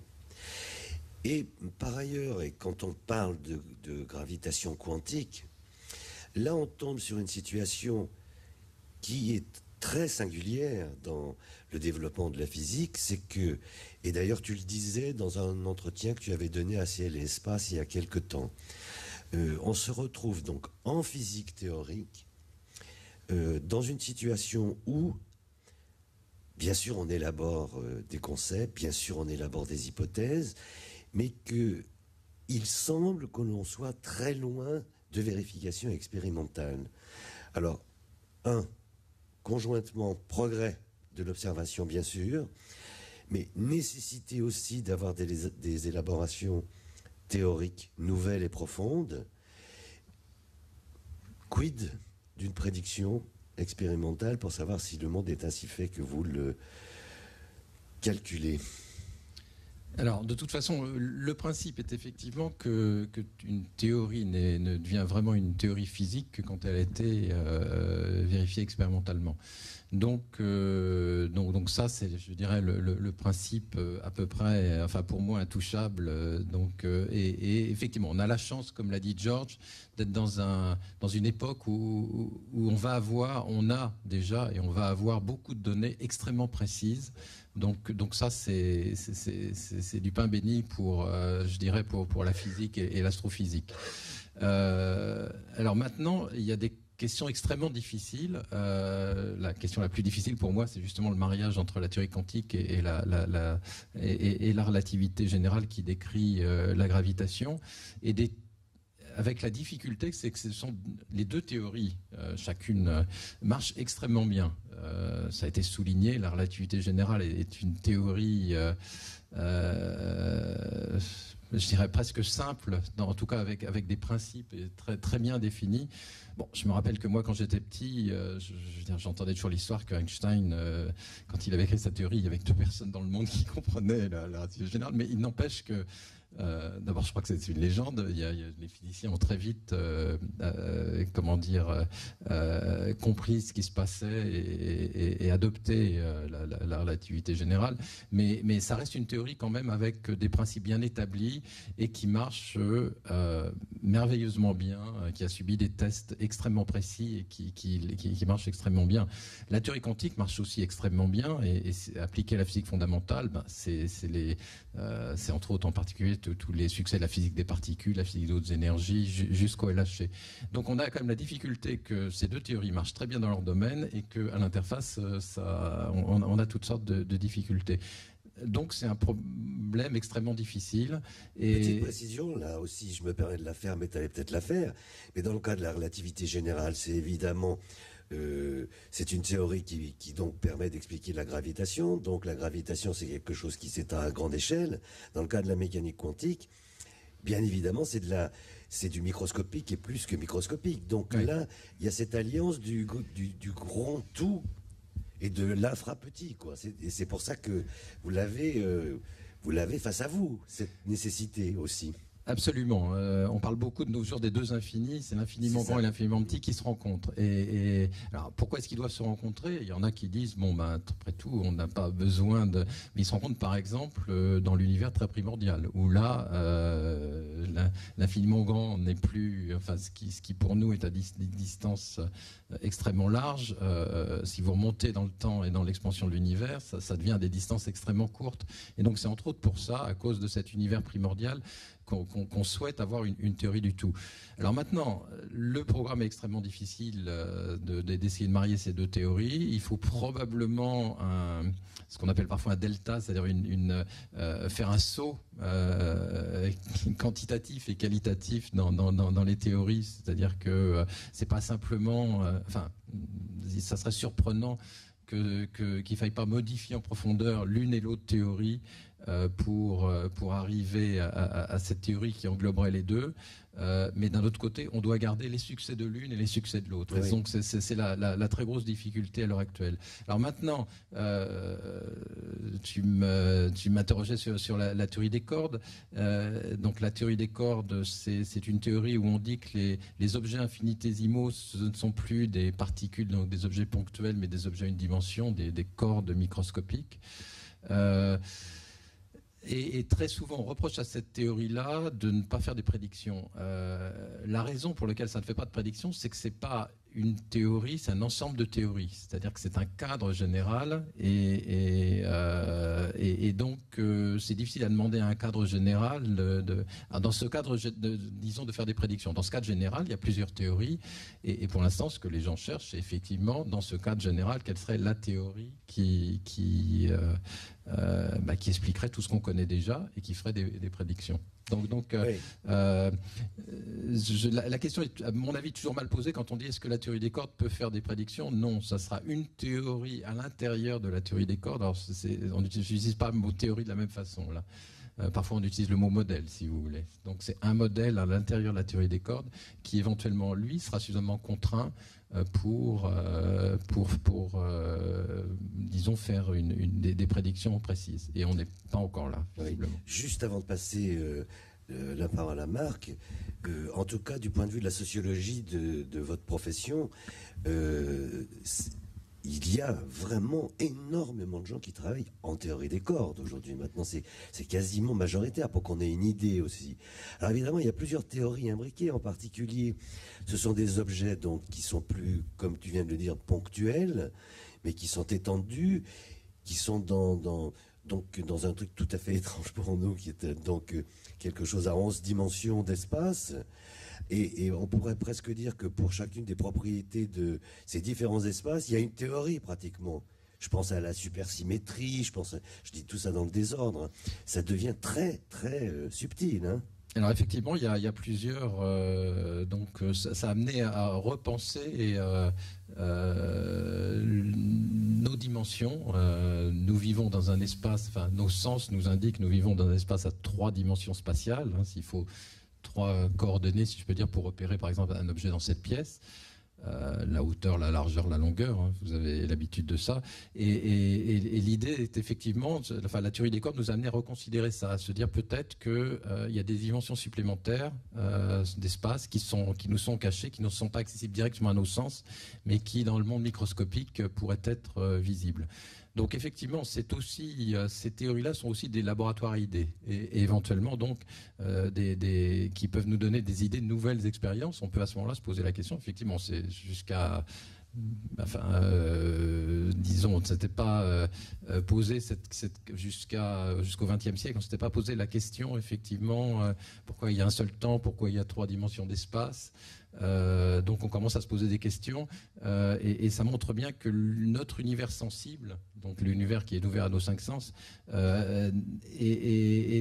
n'est pas peut-être l'ensemble de l'univers et qu'il y a des choses qui nous sont cachées. Je crois que c'est aussi une des grandes leçons du XXe siècle et en particulier de la mécanique quantique, mais aussi de ce qu'on vient de voir là, c'est que nos 5 sens sont très puissants, mais ne nous donnent pas accès à tout.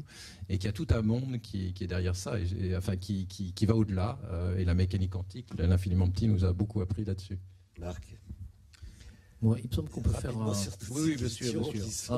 un parallèle avec la situation d'aujourd'hui et celle d'Einstein, parce qu'Einstein se trouvait confronté à une physique aussi où il y avait d'un côté l'électromagnétisme avec la vitesse finie de la lumière, de l'autre côté la gravité newtonienne, qui étaient bien incompatibles. Et on peut dire que sa construction de la relativité a été une conciliation entre les deux. Et cette conciliation, il l'a faite d'une manière très théorique et en même temps avec beaucoup de philosophie derrière, sans s'occuper dans la motivation pour ses calculs de l'expérience. Et après, bien sûr, il a insisté énormément sur le fait que sa théorie devait être confirmée par les observations et les expériences, et très rapidement, avec l'éclipse et puis d'autres observations, cette théorie qui a donc été bâtie de manière extrêmement formelle et mathématique s'est trouvée confirmée.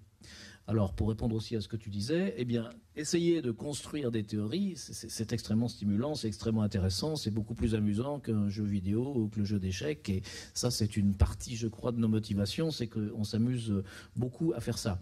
Et quant à la relativité et la physique quantique, il se trouve qu'une théorie, il y a beaucoup de manières de la formuler. Alors, par exemple, aujourd'hui, on a appris qu'on pouvait reformuler la relativité générale, par exemple, avec à peu près le même formalisme que les théories quantiques, et ça ressemble beaucoup. C'est ce qu'on appelle les théories de jauge. Et certaines approches pour construire une théorie nouvelle, notamment ce qu'on appelle la loop quantum gravity, en boucle, sont bâties sur cette analogie. Mais il me semble que, comme le disait Pierre, quand on parle par exemple des cordes ou quand on parle de voir la gravité et les théories sous forme de théorie de jauge, etc., plus qu'une théorie proprement dit, c'est une manière de voir et d'exprimer les choses. Et il se peut très bien qu'une théorie donnée, par exemple la future théorie qu'on ne connaît encore pas, on puisse l'exprimer dans le formalisme des cordes, on puisse l'exprimer aussi dans un formalisme de gravité quantique qui ressemble plus à la relativité générale, dans le formalisme peut-être de la géométrie non commutative. Et on sait très bien que tout ce qui a été proposé d'ailleurs dans ces deux premiers formalismes que j'ai cités ont aussi une expression dans le formalisme de la géométrie non commutative ou dans le formalisme de la théorie des twisters qui a été inventée par Roger Penrose. Ce sont des manières différentes de voir les choses. Par exemple, aujourd'hui, quand on fait de la relativité, on parle souvent de la métrique de l'espace-temps, mais on peut aussi bien parler de sa courbure, ou on peut parler de sa connexion, ou on peut parler des spinners qui le sous-tendent. Ce sont des manières différentes d'exprimer la même chose. Donc, si on a construit des théories à partir d'une approche différente, bien sûr, on est d'une certaine manière concurrent, mais peut-être qu'on va aboutir à la même chose. Et justement, je dirais, ce qui est encourageant aujourd'hui dans cette physique fondamentale, c'est que quand on regarde ce que font les cordistes, ce que font ceux de la gravité quantique, la géométrie non commutative, toutes ces choses que j'ai citées, on voit des analogies et des convergences. Et il y a des gens, on a formé un petit groupe par exemple, qui travaillent sur ces analogies entre différentes approches, parce que sans doute, ce qu'il y a en commun dans ces différentes approches, c'est ce qui est important, c'est ce qui restera, c'est ce qu'il faut absolument conserver dans la version finale. Donc c'est très stimulant, à la fois parce que c'est un jeu intellectuel, mais aussi parce que c'est en même temps une compétition et une collaboration dans cette communauté qui finalement fait la recherche scientifique. Parce que qu'est-ce que c'est les scientifiques? Ce sont aussi, d'une certaine manière, des gens qui forment une communauté. Cette communauté a ses règles, des règles qui d'ailleurs peuvent peut-être se modifier. Et à partir de cette communauté, je ne sais pas, on en est fier, on en est content, et ça nous intéresse, ça nous amuse, et on estime aussi avoir une responsabilité. Donc c'est quelque chose de Mais on aime très bien important. suivre vos jeux aussi. Alors, on aime bien suivre vos jeux. Très bien. En tout cas, nous sommes quelques-uns. Une dernière question avant de solliciter vos questions à vous. Donc je vous l'adresse, Georges Smoot.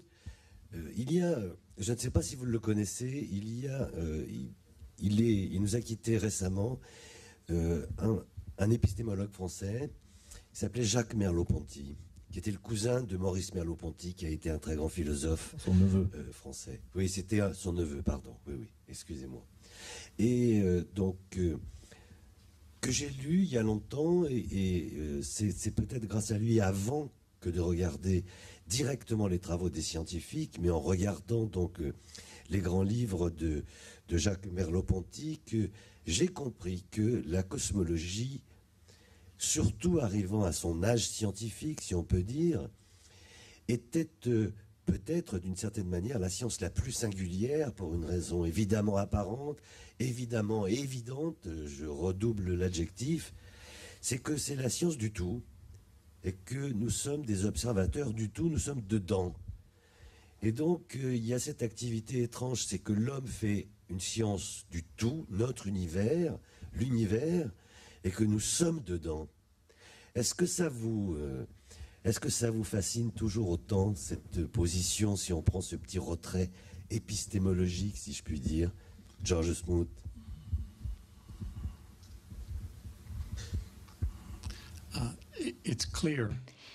Il est clair dès le début que nous sommes dans l'univers et on essaye de le comprendre dans son ensemble. C'est une référence interne et c'est le problème. On a des approches différentes pour essayer de surmonter cette difficulté. C'est un besoin émotionnel de comprendre l'univers. Tous les humains veulent comprendre d'où vient l'univers, quelle est notre place dans l'univers, mais il y a le problème de savoir comment le connaître alors qu'on est dans l'univers. Il y a deux approches qu'on prend. Première approche,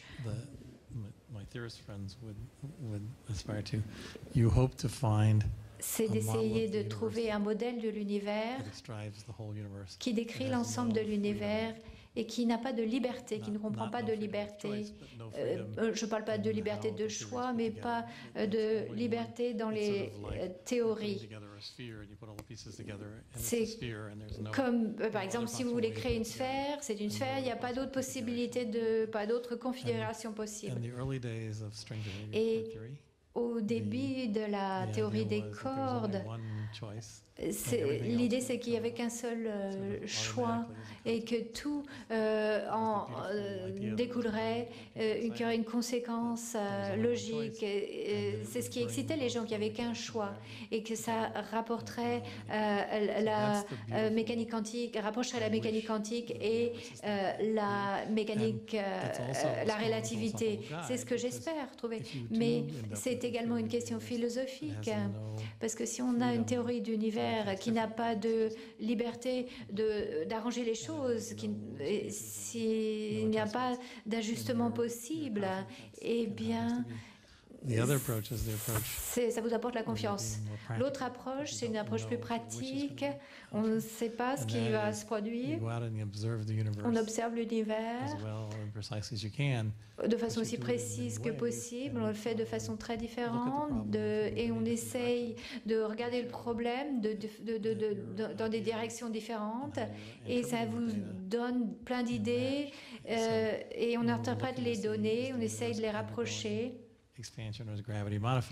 Et on voit que l'univers est en expansion avec la modification de la gravité et on voit une trajectoire au fur et à mesure du temps, une explosion, une expansion et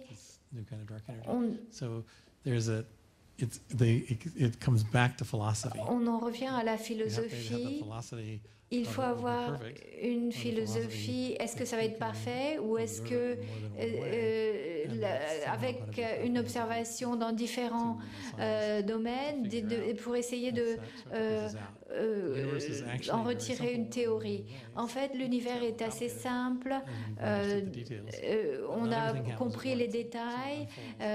Maintenant, on s'aperçoit qu'il est un peu plus complexe, mais on a beaucoup de chance. Maintenant, on a assez bien compris l'univers jusqu'à présent. Mais on n'a pas une seule théorie, c'est le problème.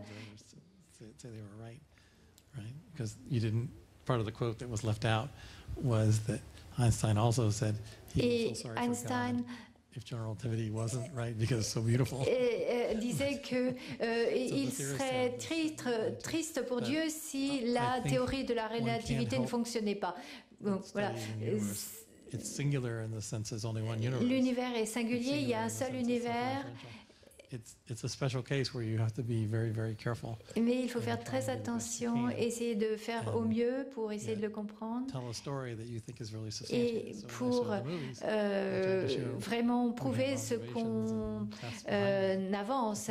C'est pour ça que je vous ai montré ce film, pour vous montrer que on a des observations nous avons la chance à l'APC de partager nos bâtiments avec des épistémologues et des philosophes, et depuis maintenant assez longtemps, nous avons des discussions, nous avons des étudiants en commun, nous organisons des colloques, et ça a un peu commencé justement par un colloque à la mémoire de Jacques Merleau-Ponty il y a quelques années, et ça continue. Là, ce matin, j'ai reçu les comptes rendus d'un des colloques qui s'était tenu à Lyon il y a quelques mois, et précisément, on discute de ces questions, c'est-à-dire, est-ce qu'on peut parler d'un objet comme l'univers qui est une globalité? Est-ce que c'est vraiment un objet physique? Et la réponse est oui, parce qu'un objet physique, c'est quelque chose qui doit avoir des propriétés qu'on peut mesurer. Or, par exemple, on a mesuré le taux d'expansion de l'univers, c'est bien une propriété physique de l'objet univers. Donc voilà.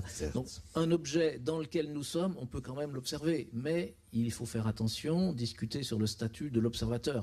Les propriétés de l'univers, ça n'est pas forcément la même chose que ce que l'on observe. On peut avoir des biais, on peut avoir des illusions.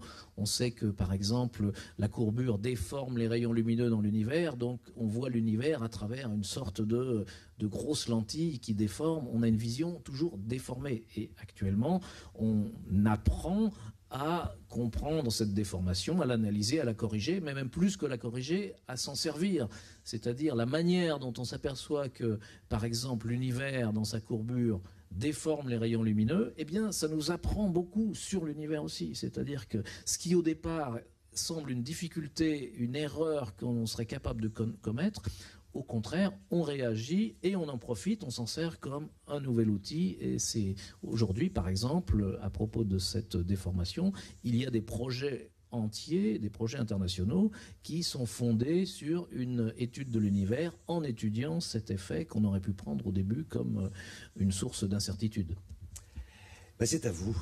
Voilà, je vous lance le micro. Alors, est-ce qu'il y a quelqu'un qui...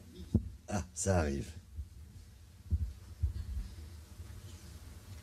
Des questions de profanes, bien évidemment. La première question, c'est, vous semblez prêt à revenir à peu près sur tout, sauf sur la constance de la vitesse de la lumière. Et pourquoi? Et d'autre part, si par hasard vous vous trompiez en... comment dirais-je, si cette vitesse était variable, ça entraînerait quoi en fait? La deuxième question, est-ce que la théorie de Einstein est déterministe alors que la théorie quantique est probabiliste? Est-ce que c'est vrai? Alors en tout cas, peut-être Pierre, sur la première. Sur la première, la constance. Alors, je vais vous décevoir, on est prêt à revenir sur tout, donc même la constance de la vitesse de la lumière. En tout cas, il y a des tests expérimentaux qui sont faits pour essayer de voir si cette vitesse ne serait pas différente, par exemple, suivant les différentes parties de l'univers. Entre autres, il y a des tests qui sont faits en ce moment. Il y a un satellite qui a été envoyé, qui s'appelle le satellite Fermi, qui est un satellite américain, qui détecte des sources très brillantes, c'est toujours des explosions, hein, et qui essaye de vérifier que les photons, donc la lumière qui nous est envoyée de ces explosions, arrivent tous à la même vitesse, donc qui serait donc la vitesse de la lumière, et donc on essaye effectivement, et ça c'est, je pense, quelque chose, tout ce qu'on appelle constant, on essaye de voir si c'est pas donc la constante gravitationnelle, la vitesse de la lumière, etc. Quel effondrement, si ça n'est pas ce qu'on appelle aussi la constante de structure fine, qui mesure un petit peu les aspects électromagnétiques. Donc tout ça est remis en question et donc soumis au test expérimental ou observationnel. Donc on fait ça aussi. On se pourrait imaginer qu'il y a des parties de l'univers où la vitesse de la lumière serait différente. Si jamais c'était le cas, je peux vous assurer qu'on aurait du mal à expliquer ça. Et donc là, les théories avec des vitesses de la lumière qui sont différentes, ça serait extrêmement compliqué.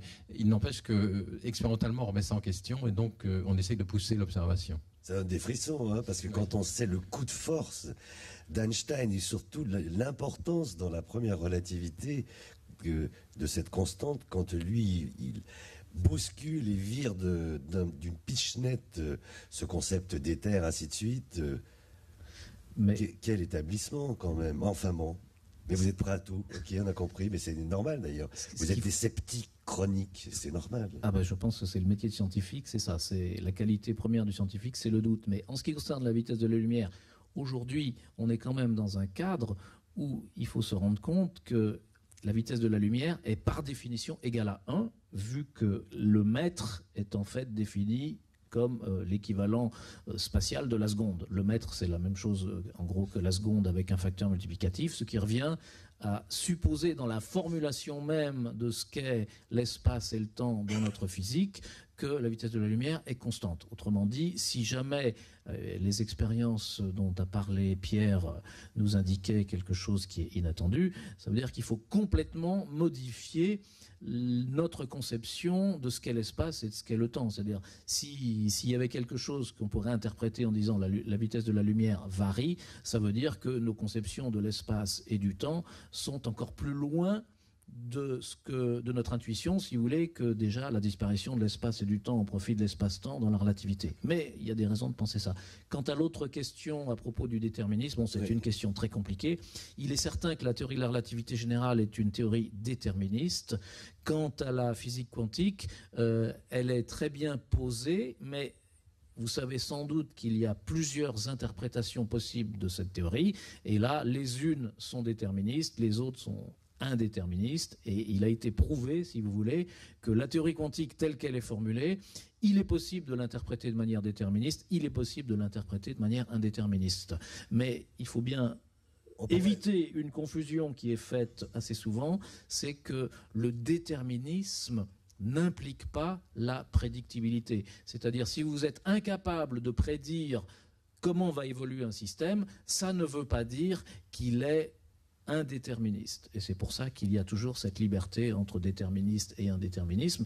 Et ce qu'a prouvé la célèbre expérience d'Aspect à la suite du paradoxe EPR, c'est que si la physique quantique est déterministe, ce déterminisme n'est pas du tout aussi simple que ce qu'il est dans la physique classique, c'est-à-dire le déterminisme ferait appel à ce qu'on appelle des variables cachées, et ces variables cachées ne peuvent pas avoir une certaine propriété qui s'appelle la localité, c'est-à-dire que c'est quelque chose d'assez difficile à comprendre, mais qui n'est pas du tout impossible conceptuellement. Est-ce qu'on pourrait suggérer d'utiliser le concept de probabiliste, après tout, plus qu'indéterministe? Il y a non, mais ça ne veut pas, parce que bon, ça nous entraînerait vraiment dans un débat très lointain, mais la notion de probabilité n'est pas du tout aussi simple que ce que l'on croit. C'est-à-dire qu'une probabilité, en fait, dans une théorie physique, on doit avoir une théorie mathématique, c'est ce qu'on appelle la théorie de la mesure en mathématiques. Donc, une loi probabiliste, c'est pas quelque chose qui est comme ça dû au hasard. C'est-à-dire, il faut qu'on ait vraiment quelque chose qui justifie cette probabilité. Et en physique quantique, bien sûr, cette loi de probabilité apparaît exactement d'ailleurs comme une mesure dans un certain espace qui s'appelle un espace de Hilbert, etc. Mais quant à son interprétation de savoir si vraiment elle exprime un hasard fondamental ou bien si c'est simplement l'ignorance de quelque chose qui serait déterminé, à savoir ces fameuses variables cachées non locales, pour le moment, il n'existe pas de moyen de trancher. Autre question? Levez votre main plus haut. Est-ce que c'est possible de poser la question en anglais? Oui. I wondered, as a historian, it seems en tant qu'historien, il semble que les astrophysiciens sont également des historiens. Une des choses très importantes pour notre travail, c'est l'interprétation des matériaux de source. Et il semble que vous travaillez en équipe, et je me demande où dans ce travail entre les physiciens qui sont les théoristes et les personnes qui observent ces données, quel est le rôle de la science informatique et comment est-ce que ça aide ces deux communautés à communiquer et se comprendre? C'est une bonne question. La façon dont nous communiquons est très facile. C'est comme dans d'autres domaines. On écrit des papiers, on assiste à des conférences, on collabore dans des groupes. Ces programmes de collaboration, comme les programmes de satellites, où on met en commun des groupes importants de personnes, on utilise le fait que la science informatique avance énormément. Les possibilités de calcul, de stockage dans les années 70. les ordinateurs ne pouvaient pas faire de façon précise des cartographies d'un million de galaxies. Maintenant, c'est très facile à faire, même sur un ordinateur de bureau. Donc, on utilise l'informatique de la façon que la plupart des gens le font, mais il y a des occasions spéciales où on se tourne vers nos collègues informaticiens pour faire des calculs. Et on a énormément d'ordinateurs qui fonctionnent ensemble pour faire des simulations, pour analyser les données. Donc la communication généralement, et on dit aux informaticiens, voilà ce qu'on veut mesurer, analyser. Et pour les collègues, on publie des données, publier des papiers, des et assister à des conférences. C'est comme ça qu'on communique avec nos collègues. Et maintenant, les expériences deviennent de plus en plus importantes, plus larges, et il faut s'associer avec de plus en plus de chercheurs parce qu'on a besoin de beaucoup plus de connaissances, et qu'il s'agisse du niveau macroscopique ou microscopique. En ce qui concerne l'histoire, les sources qu'on utilise sont les signaux qui viennent de l'univers, et l'interprétation évidemment est en fonction de notre culture, mais évidemment on essaye de faire des tests pour s'assurer qu'il n'y a pas trop de biais.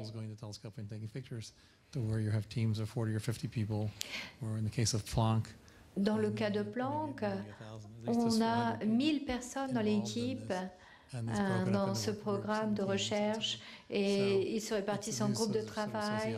C'est une nouvelle sociologie, on va dire.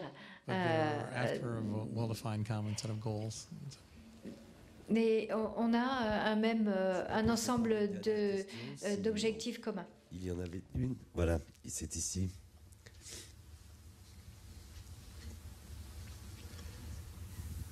J'ai lu un livre qui est sorti en 2003 du cosmologiste Johann Mageijo, Plus vite que la lumière, qui est Faster than the speed of light en anglais, qui justement remettait en cause la constante de la vitesse de la lumière. Et je voulais savoir si cette théorie de la vitesse variable de la lumière avait été depuis remisée au placard, ou bien est-ce qu'elle a des suites, justement? Justement, j'étais à un colloque la semaine dernière où il y avait Mageijo qui parlait de ça, et ça illustre un peu ce que je disais tout à l'heure, parce qu'il a découvert et il a montré que sa théorie qu'il exprimait en termes d'une théorie de la vitesse de la lumière variable pouvait s'exprimer sous une autre forme, qui est une théorie qu'on connaissait déjà, qui est une théorie de type tenseur-tenseur, c'est-à-dire même à l'époque d'Einstein. Alors, la relativité générale est une théorie de type tenseur, c'est-à-dire c'est une théorie de la gravitation où la gravitation est représentée par un tenseur, et finalement, on pouvait aussi imaginer que c'était plus compliqué et que ça soit une théorie qu'on appellerait tenseur-tenseur, où il y aurait deux tenseurs, c'est-à-dire le double d'objets, un peu plus compliqué pour représenter la relativité générale. Et il se trouve que cette théorie de la vitesse de la lumière, finalement, s'exprime comme une théorie de ce genre, et on peut le comprendre assez facilement parce que dans la description de l'univers en termes d'espace-temps, ce qui détermine le trajet de la lumière, c'est la métrique. Et la métrique a certaines propriétés qu'on appelle des géodésiques nulles. Bon, ça devient un peu technique, mais dire que la vitesse de la lumière est constante, ça veut dire finalement que la lumière dans l'espace-temps suit des géodésiques nulles qui dépendent de la métrique. Et s'il y a deux métriques, ça voudrait tout simplement dire que dans la première métrique, il y a des géodésiques nulles, mais si la lumière va plus vite, elle ne suit pas, elle suit celles qui sont déterminées par la seconde métrique. Je suis désolé, c'est peut-être un peu technique, mais c'est pour vous dire que on a montré que cette théorie exprimée d'une certaine manière se ramène à une théorie qui était bien connue depuis pratiquement un siècle et qui n'avait pas du tout été exprimée de cette manière-là. Et alors cette théorie, elle est toujours active, on est capable de faire des prédictions, et puis ces prédictions, on n'est pas encore capable de les tester aujourd'hui, mais avec les futurs instruments, on travaille pour voir s'il y a des prédictions qui peuvent être faites. Bien, je crois qu'on arrive au terme. Alors d'abord, je vois des sourires. Vous voulez un élément de réponse, d'accord. Oui, je voudrais faire un commentaire très bref. Il faut comprendre que les gens s'inquiètent d'une variation des constantes depuis longtemps. Il y a eu beaucoup d'observations, beaucoup de tests et on s'améliore. Et l'argument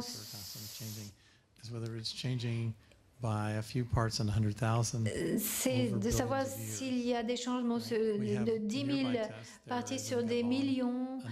Il y a des tests qui ont lieu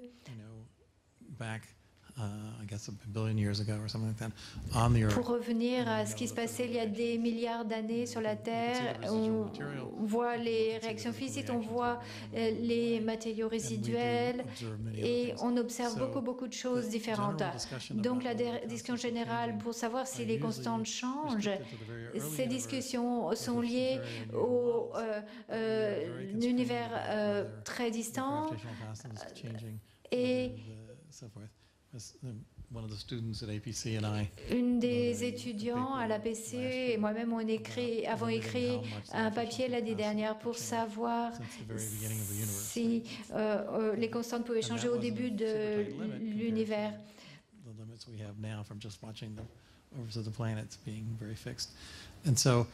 Donc, l'idée n'est pas de dire que quelqu'un va changer de façon magique ce qu'on connaît actuellement.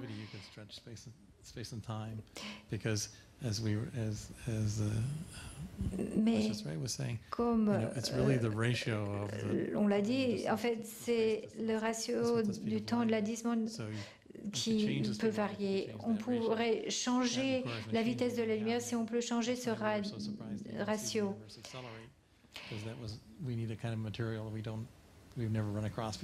Mais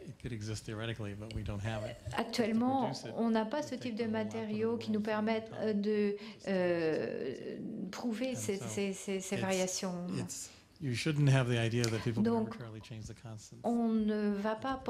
faut pas croire qu'on va changer les constantes pour l'instant.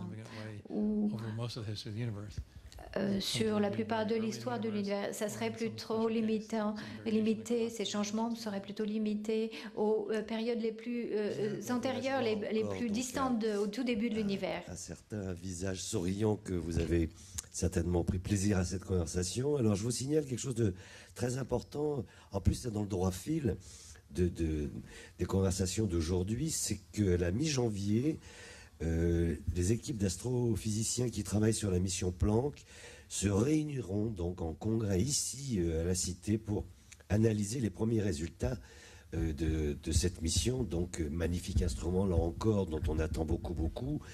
C'est donc le samedi 15 janvier qu'ils viendront présenter une synthèse de ces travaux au grand public dans cet auditorium-là. Je trouve que c'est en tout cas, pour ma curiosité propre, pour la vôtre, je suppose, une très très bonne initiative. Voilà, je voudrais d'abord, petite remarque très égoïste et tout à fait personnelle, j'ai hâte que vous puissiez apprendre le français, George Smoot, parce que très égoïstement, je pourrais vous inviter à la radio pour mon émission. Quand on a une longue émission avec un traducteur, ça passe pas. On préfère les accents même très très forts, mais entendre les voix originales pour les invités. Voilà. Alors je voudrais vous remercier aussi au nom de cet établissement de la Villette, de sa directrice Claudie Aigneré, d'avoir choisi, là aujourd'hui c'est votre commensal, d'avoir choisi la France. On n'arrêtera pas de vous redire merci encore d'avoir pris cette décision. Et puis je vous remercie vous d'avoir suivi, bien sûr, ce débat. Voilà, j'espère que ça vous a plu et je vous souhaite une très bonne journée.